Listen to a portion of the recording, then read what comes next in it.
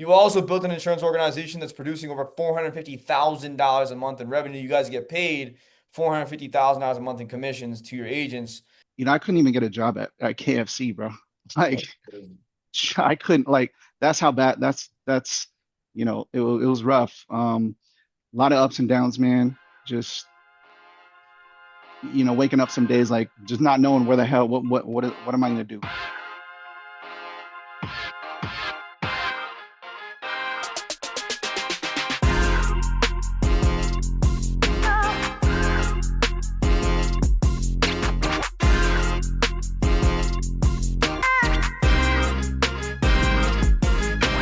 Omarh Torio, appreciate you, man. Long awaited call. It's been a while since we've had you up here. Last time you were up here was a year and a half ago. Your agency was like half the size it is now. So we definitely want to highlight that, man. How are you today? Good, man. Thank you for having me. Yes, man. The pleasure is ours for sure. So the theme, we always want to start with a little bit of a theme after we give people like a little bit of background about yourself. So obviously, you were in real estate sales, right? You were a former real estate professional. You did lose your insurance license for nearly 10 years. And then you rebuilt yourself personally and professionally and successfully re-entered the industry stronger than you did before. 10 years you Yes, lost sir. your insurance license, dude. That's That's like right. there's people, and I know a few people here who have gone through something similar with it. Sometimes a mistake is made in the past, or sometimes we do something wrong in the application process. Something happens outside of our scope and we can't get our license, or something happens. Dude, 10 years is one of the longest times I've ever heard. Um, you also built an insurance organization that's producing over $450,000 a month in revenue. You guys get paid $450,000 a month in commissions to your agents, while also developing a deeper understanding of leadership discipline and personal credit's a big one, and business credit as well. And then obviously you're a father of three, husband, and then you also, like Harold was saying, you coach your kids' sports team. And you retired your wife recently as well. So you balanced your family dynamic with leadership. Did I hit everything on the head, or did I miss anything? Bro, you got a lot of information. You got a Yeah, private investigator on I me, got bro. your social How you security, get all dog. this info, doc? Come on, bro. I know it all, bro. I did too much research on you. But No, the you're right. biggest You're theme right. for today's conversation, man, is like sort of giving everyone an understanding about your comeback blueprint. Because a lot of folks, right, like at every level, most of the time it's folks who are like newly entering the industry, but even folks who I've seen like at the highest level hit slumps that take them out the game forever, dude. Take them out the game for a numerous amount of months, but then take them out the game forever sometimes too. So definitely want to talk about like rebuilding your life, business, and then the confidence after the setback. So first question I have for you, man, is like just take us back to the beginning real quick. Who were you before insurance? What originally attracted you to sales in the first place? For sure, man. Just a little, some background on me. I'm a first generation born, you know, in my family. So my family comes from the Philippines.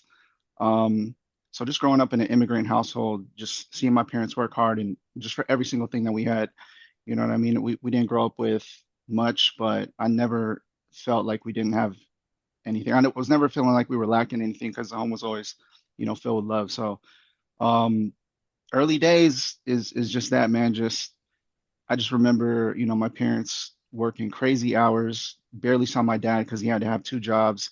And just seeing that from an early age really left an imprint on me. Just work ethic wise, right?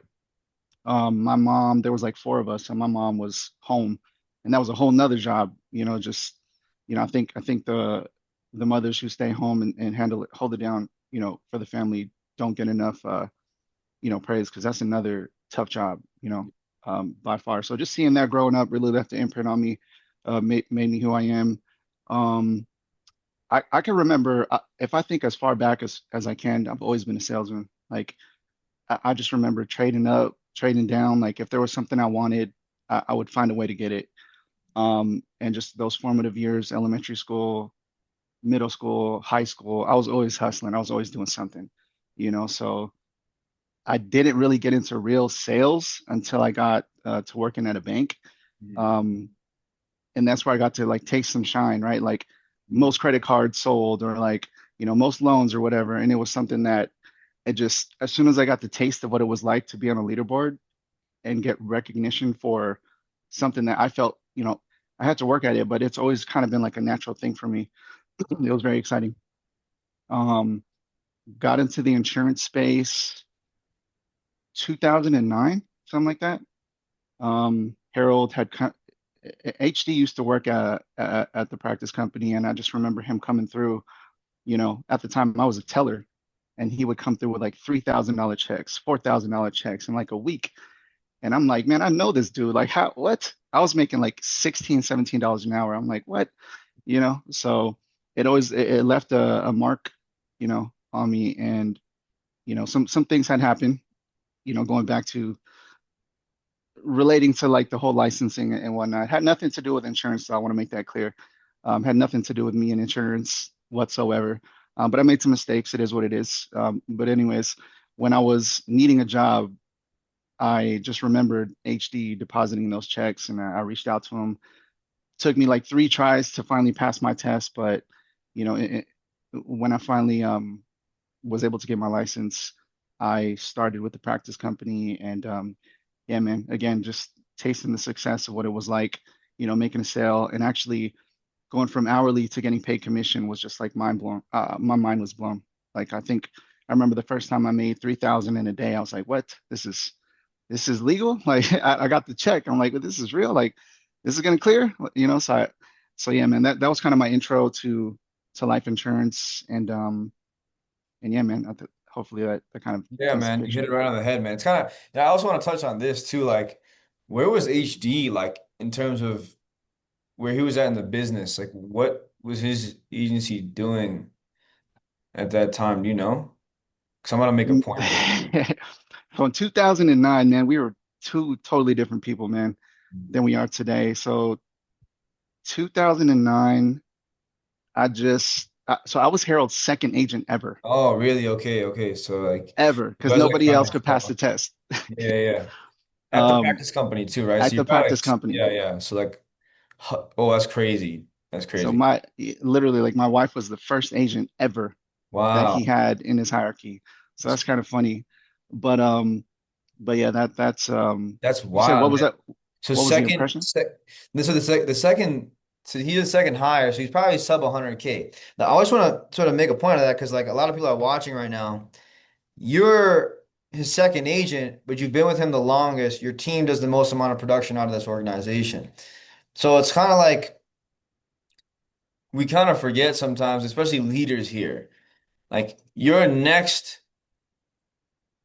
value add to your organization could be someone that you could never even expect. You know what I'm saying? Like you'd be at the this is I'm just thinking like imagining how it goes like something out of a movie. Like AC comes in with his checks. You guys have a conversation about getting an insurance. Boom, what? God knows how many 30 years later. I don't know how long you guys have been locked in. But yeah, now 30, you guys are damn. whatever it is, dude. You guys have been locked in since the beginning, and now both you guys are at the no at the top of this thing, which is crazy. Forgive me, Sam. But yeah, I mean, it just goes to show that you should always be looking for talent, where it's at. Now, obviously, you spent years in real estate, right? You said you've been a salesman your whole life. You've been hustling, always trying to get it. Looking back, like what skills from that industry gave you an advantage when it came to building in insurance? Um, I think one big thing that's super helpful, I think you're one of the most impactful people that we met when we first got here from Captive, because especially for Pam, because Pam was a real estate agent too, and you were one of the people who like got her over the edge. So like, what do you to go full time? But what skills in that industry and real estate give you an advantage in building here? Because real estate's So also a solo game too. You're not really much of a team. It's not really much of a team aspect thing going on there, unless you're a managing broker, of course. But yeah, yeah. So with real estate, it's really there's a lot of skills, right? In real estate, you have to be able to connect with the person that you're meeting with. It's face to face, right?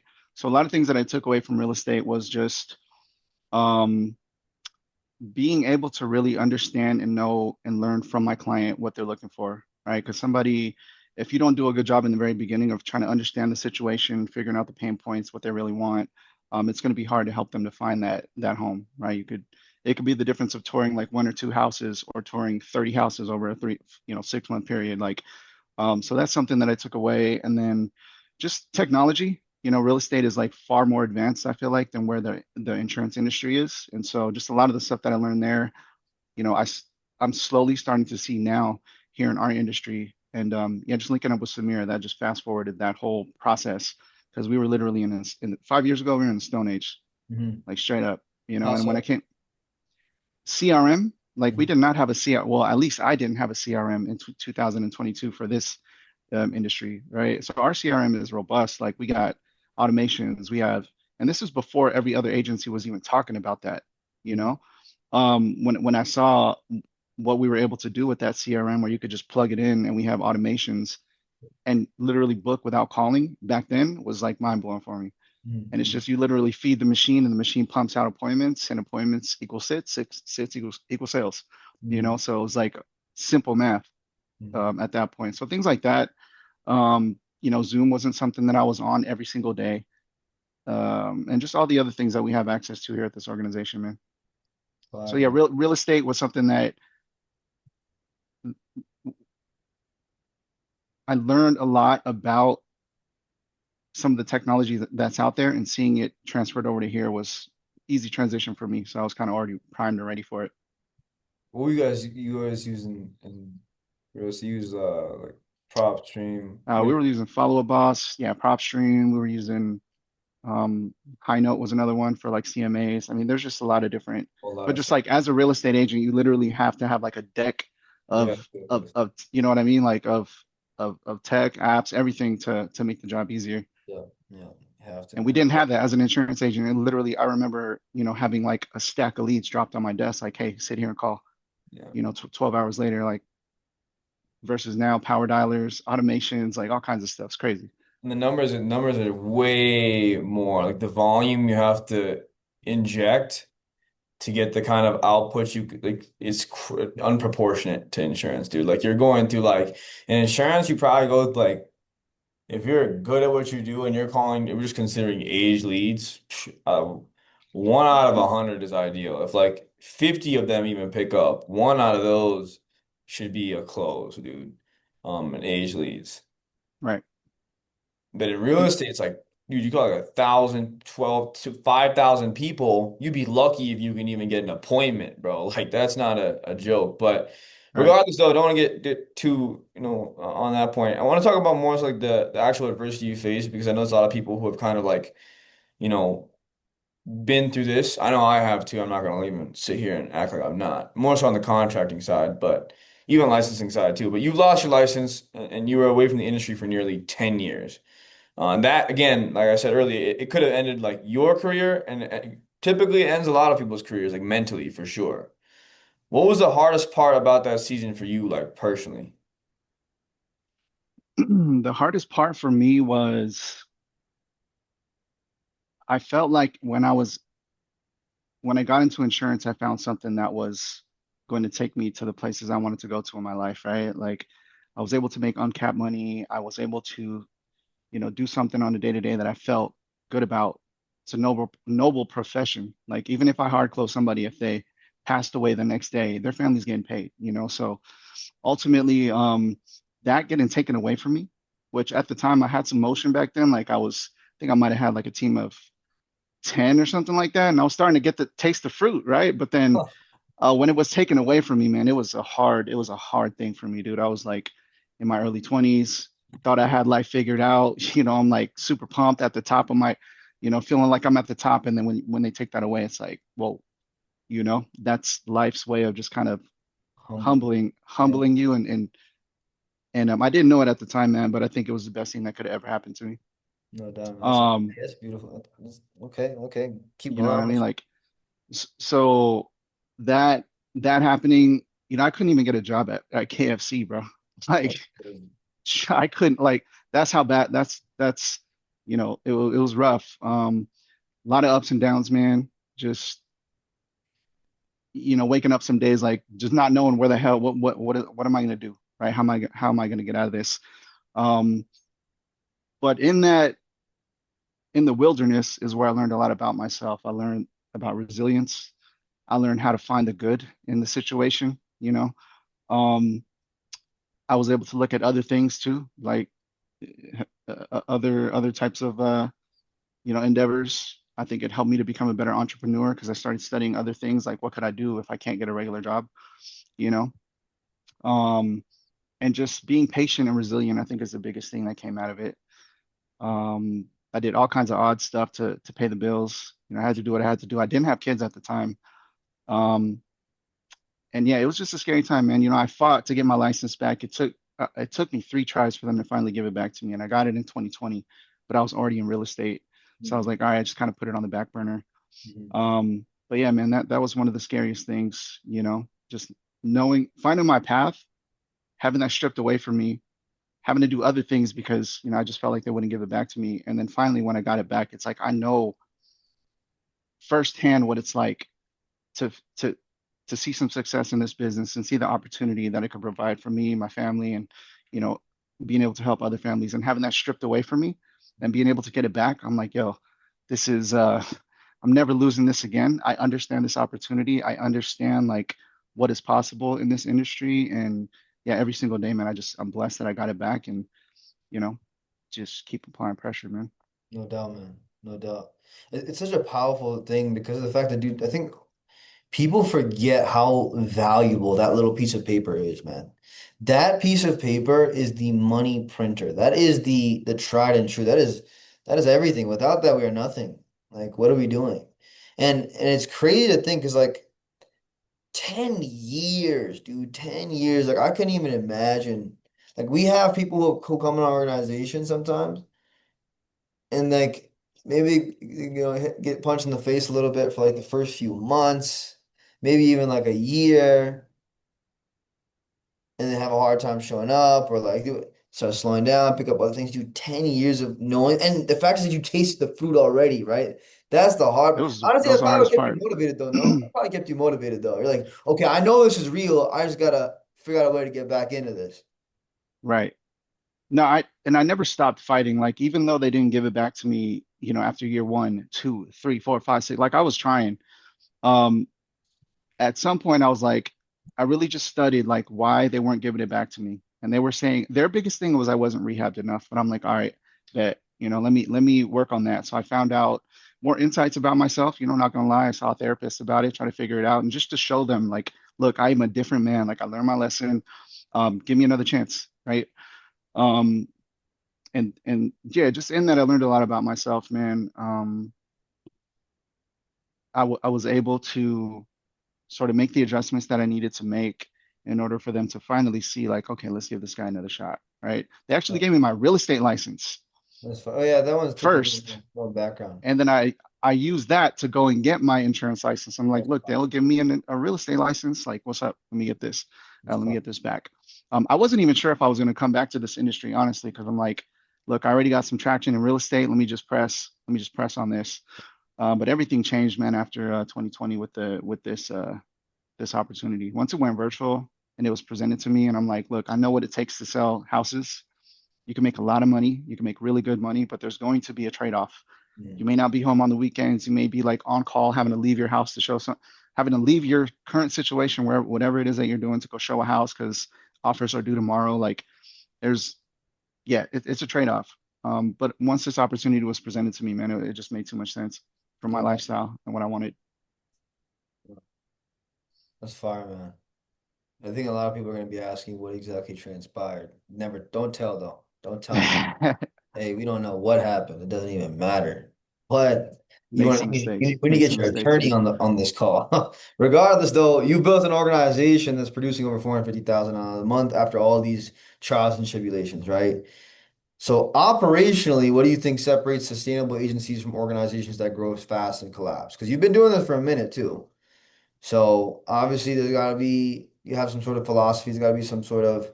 I'm comparing your organization to like organizing. Now you see these younger cats getting in the industry now, doing like a million a month in like 2, 3 years. You obviously have a plan. So what do you think separates this? But then again, they build that up and then they lose it all too. Um, so just as fast. So what do you think creates a sustainable agency? What separates sustainable agencies from operations that grow fast and collapse? I think the biggest thing is just leading from the front. You know, early on, before I even thought about building or recruiting or doing anything like that, I was always an agent first, right? So I came in, I tasted some success, and organically I like was able to bring some people on. But um, leadership is a really big thing. The people that I've been blessed to have worked with in the industry, people like, HD, Samir, leading by example, right? Kind of trickles down to, the people that are, they're mentoring, and then that trickles down just down to people that I'm mentoring and teaching the business. But just modeling that, like I'm not trying to reinvent the wheel or anything. There are certain things that I might add to or put my little twist on it, but ultimately the blueprint's already there. So I think that's been a major part of why I've been able to do, what I've done so far. And by no means do I feel like we're all just getting started in this industry. You, me, HD. I feel like Samir, like, and all the other managers that are in here. I think I still feel like we're at the ground floor of this opportunity, and 5 years from now, No yeah, doubt. it'll be filthy, No doubt. Yeah, I mean, dude, 5 years from now, good Lord. Hopefully filthy. we're on the other side by then. Hopefully most of these people who are in this meeting right now are with us as well, man. Because that's the thing, and I want to shift to a different angle, which is like, how many agents are you responsible for getting paid? How many agents am I responsible for getting For paid? getting them paid, like to teach. Mm, Yeah. How many agents do you have within your organization? I would say about 54, Active writing? 55 actively writing. Jesus. Okay. Yeah, but again, it's a team sport. Like I'm not, like there are certain things that I do with the leaders in the organization, and I'm not one of those people that like, oh, you can't reach out to me or talk to me. You could text me or call me at any time, whether you're, in leadership or you're just like a brand new agent. Like I want to make myself accessible to everybody in the organization because I think again, going back to leadership, just leading from the front is a really really important in the organization. No doubt. Now, what would you say, like, any 50, 55 agents, 54 agents, regardless of what it 55, is? 54, and that's A between lot of that. agents. That's it's a lot of agents. You have a lot of leaders too, though. You have a few Yeah, leaders. Right. So it's quite a few. Yeah. team sport. But what would you say, in your experience, common mistakes you see new agents make when they finally start making money in this industry? Maybe you get a Spend. personal example from someone within your organization, maybe not. Yeah, I'll just give you some like you spend everything and don't reinvest anything is Mm. one because you think just the train of deposits is just going to keep coming, and it does, and it will eventually. But what else comes is chargebacks and all that stuff, right? And if you're not mentally prepared, if you've never done anything like this, if you've never been a business owner and you don't plan for those kind of things, it's going to bite you when you least expect it. Like right when you come back from Disneyland, that's when all them chargebacks hit. Whew. Right when you come back from Hawaii, that's when them cancellations hit. Right. So just things like that is what I see. And agents trying to reinvent, what's already or trying to reinvent the blueprint or try to do it themselves. You know, I appreciate it. You know that you think if you're brand new coming into the industry that you want to kind of do things your way because the way that it's currently done may not fit what your idea of how it should be looks like. But why spend all that time when everything's already laid out for you? Run the play, run the play. Like it's it's easy. It's just hard because some people are not coachable. You Yeah, know. that's the truth. That's the truth.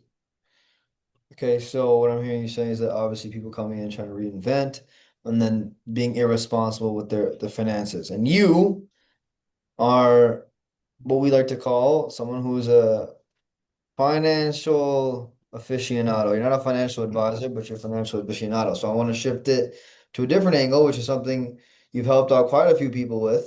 It's not a promotion, but you've become very knowledgeable about personal and business credit. And so, why do you think financial literacy is such a missing piece for commission-based entrepreneurs as a whole? Financial literacy is a big missing piece because that nobody teaches it. Mm. Like, there's no subject in school about it. I'm coming from immigrant parents. They didn't know about it. The people that I was around didn't know about it. So it's just something that nobody's really taught. And a lot of times people learn or people experience things in their life when it comes to their finances, but they're just not learning the lesson and they keep on doing it over and over and over, right? Until they just get sick and tired of it, like I did, Mm. and decide, you know what? No, I'm going to learn about this. I'm going to learn about finances. I'm going to learn about credit. And I'm going to start playing the game and using it to my advantage, you know? Okay. Three things real quick, just without going delving into the whole how the credit stuff works, because I think unfortunately we all have, including myself, we have the attention span of like uh, guinea pigs. But three things that someone can do today to sort of fix their credit, real quick. Three Let's things. So real quick. number one, if you haven't seen your actual credit report, do it right now. Pull your credit report. And I'm just not just talking about one um, bureau. I'm talking about all three: TransUnion, Experian, and Equifax. Right? Give yourself an idea of exactly where you're at, because you can't fix what you don't know. If you don't know what your credit is or what's on your report, then you really don't know what you're attacking or what needs to be fixed or strengthened or what. So that would be number one. Number two, once you've identified any negatives on your credit report, if any, attack them. Send out the letters, right? You could literally dispute anything on your credit report, late payments, bankruptcies, charge-offs. Like there are laws in place for you as a consumer, that you can go ahead and have AI, Chat GPT create. I'll put it in the chat. There's some links and I'm sorry, some prompts and some laws that you can use to get anything off your credit. Send that off, right? Fix your credit, remove the derogatories. That's going to put you in a good position to be able to get some credit. Um, and then the other thing too is if your credit is good or decent, right? It's not always the credit score. It's more so the profile of the credit that matters when you're going for funding. So somebody who literally just got credit, their first credit card, they got a $500 limit. That's all they have, may have a 780, right? Somebody who has multiple credit cards, somebody who has different types of credit may have a 700, but that person has a stronger profile because they have a mix of credit, they have age, and they have, some track record, if you will, with their credit. So a lot of misconception is like the higher credit, the better, but really it's the stronger the profile, the better is what really matters when it comes to getting some funding and getting to access to your some credit for your business. No doubt. Now, obviously, in order for you to be in this position where not only helping, now you're helping a lot of other people with improving their credit. You helping me with my credit, you know? So, what are some of the biggest financial mistakes you had to learn? You worked at a bank as well, right? So you know the ins and the outs. You know the truth of what really goes on behind closed doors with our money. You're the one playing with our money. So you're nodding your head, you're a funny guy. What were some of the biggest financial mistakes you had to learn personally and learn the hard way, basically? What did you have to learn? Financial mistakes that you made. So some of the biggest financial mistakes that I made in this industry and just as an entrepreneur is taxes.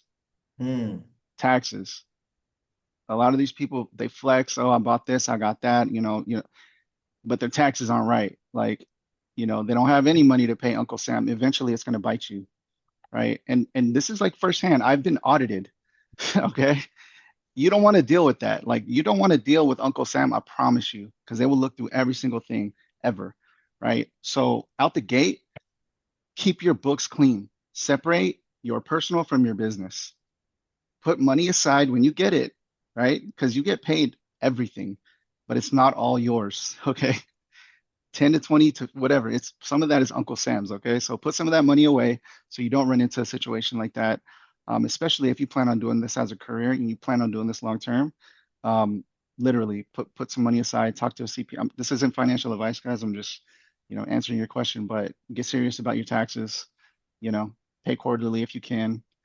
Get with a CPA if you can, get with an accountant, because we make really good money around here. But that's the other missing piece is Mhm. having a strong foundation financially, um, in order for you to kind of scale and grow an empire on something that's strong rather than, something that's not.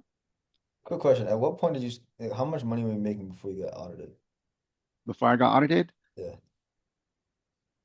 really, maybe not even that much, bro. Like 120, Damn. not Damn. that much, bro. All right, The- regardless though, let's move on to a different question. None of the financial stuff, but this is really important. This is important. This is important stuff. So retiring your wife, yeah, retiring your wife, huge accomplishment. Yeah. What did that moment like represent for you? 'Cause obviously, you also came from an immigrant household. Your mom took care of all, you and I don't know if you have siblings, but she stayed at home, right? So, what did that moment represent for you emotionally as a husband and a provider? Oh, dude, it was huge. It was one of those things that I've always dreamed about doing. It's been on my vision board forever. Like it's been something that I've been working towards for a very long time. I mean, this is the person that literally stuck by my side through everything. Like she got in when the stock was low, stock was going up, major crash, stock went down, and I feel like the stock's going back up, but yeah, Yeah, she stuck by me, man. So she is the backbone of everything that I do. I got three beautiful children, three beautiful boys.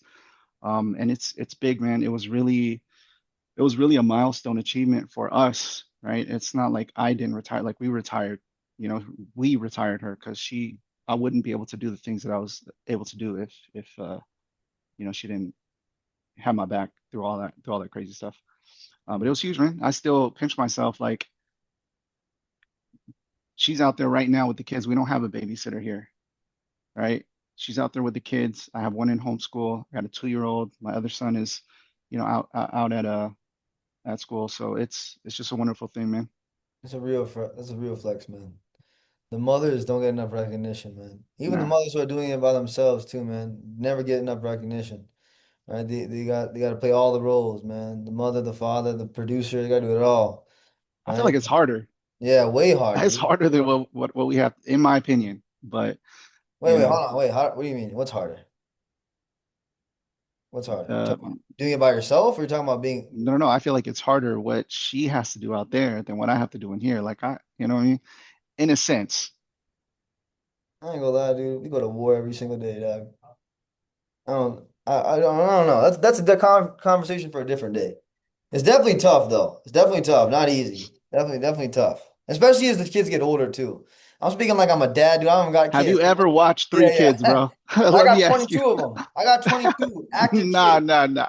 22 kids. It's crazy, bro. I be going out there. It's like she is at war. Like I have to go out there and relieve every now and then. But we got a routine going.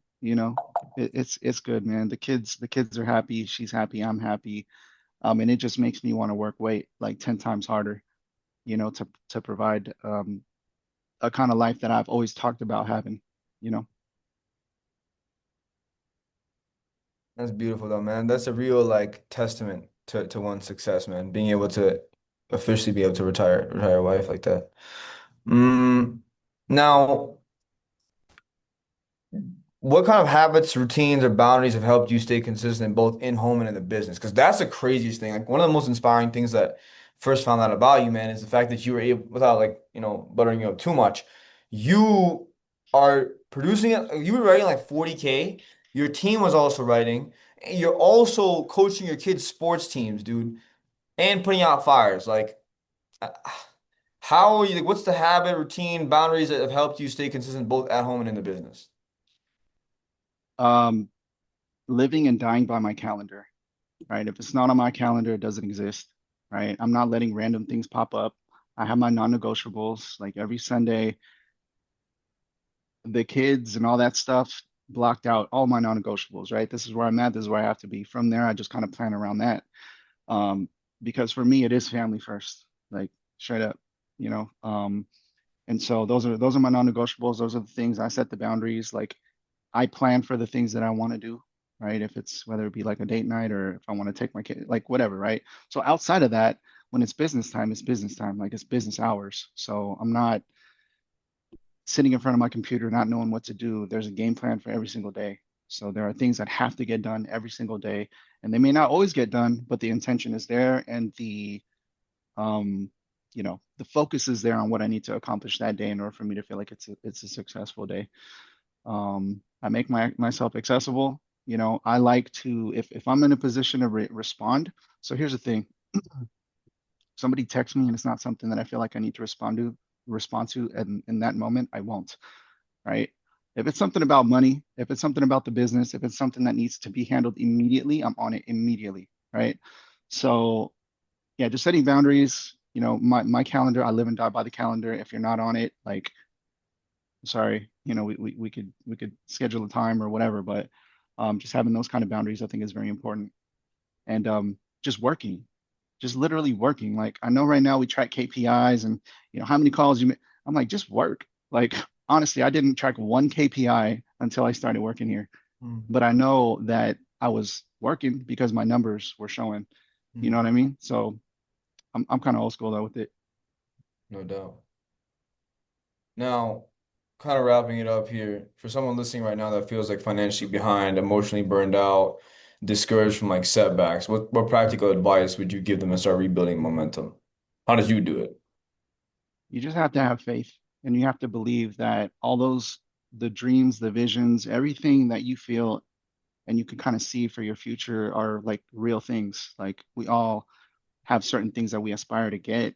And the only way that you're going to get there is literally overcoming adversity. Like the adversity is the way.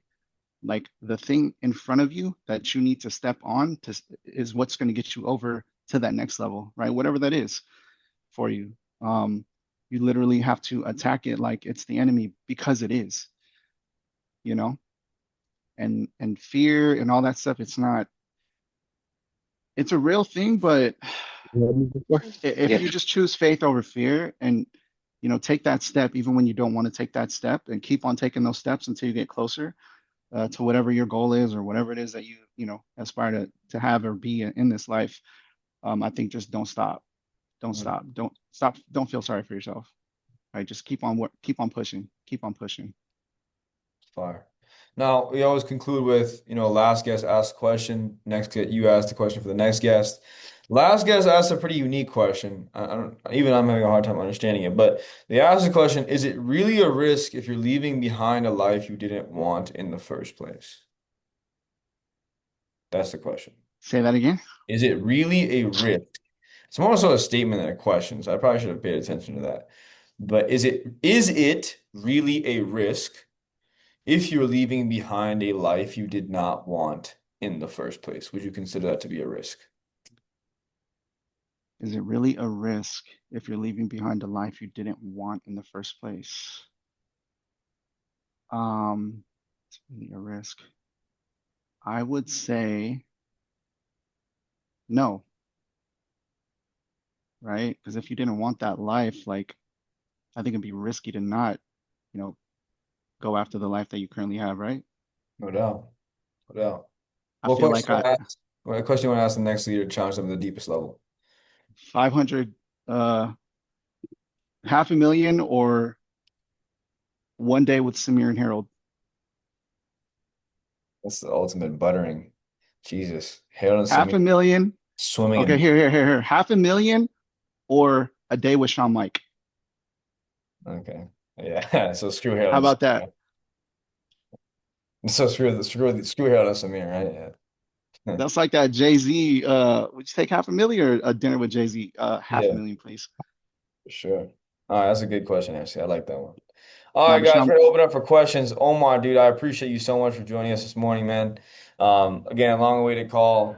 I hope this was helpful for a lot of people. You're probably getting your phone blown up for people helping asking you for like, credit advice or whatever it may be.